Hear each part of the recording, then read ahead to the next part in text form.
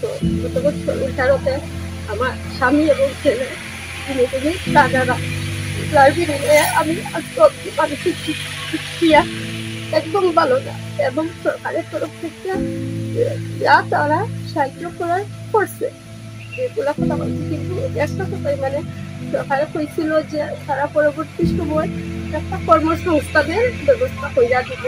তো ওই বিষয়টা বাঙালির একটু নজর দিয়া দেখতো যে আমার তো ছেলেও নাই আমিও নাই, যে আমি পরবর্তী জীবনটা কিভাবে খাটাইব, তারা যদি ওই বিষয়টা একটু নজর দিত তাহলে আমি তার কাছে উপকৃত থাকলাম। আমি শ্রী রিন্টু মালাকার আপনার কাছে পরিচয় একটা জিনিস বুঝতেছি। আমার গত রথ করছে, রথ হয়েছিল কুমারঘাট, আমরা কর্তৃপক্ষ ইস্কন দ্বারা ওইটা আয়োজিত হয়েছিল।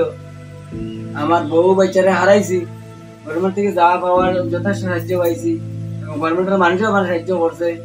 কিন্তু এই রথের লোকে যারা জড়িত মানে অপরাধের খান্ডে মানে যারা কোথায় রথ এদিকে আইছে বা এই হয়েছে অপরাধের কোনো শাস্তি হচ্ছে না ভাই। আমি ভারতবাসীর কাছে আমি একজন যদি ইন্ডিয়ান হইয়া থাকি ভারতবাসীর কাছে এটাই চাইতেছি আমি, যাতে যে অপরাধী তার যাতে অল্প হলে শাস্তি হয়।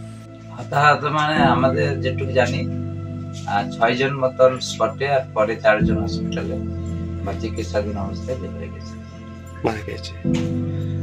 এই ঘটনাটা কিভাবে হয়েছিল বা কি অনুষ্ঠান হচ্ছিল তখন?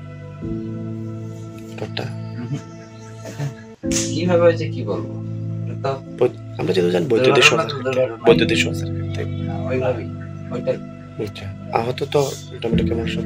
আহত 10-11 জন, যেহেতু 4 জন 5 জন মারা গিয়েছে আর এক্সট্রা 15 জন মতন ছিল, টোটাল 10 জন মারা গেছে এই ঘটনায় না?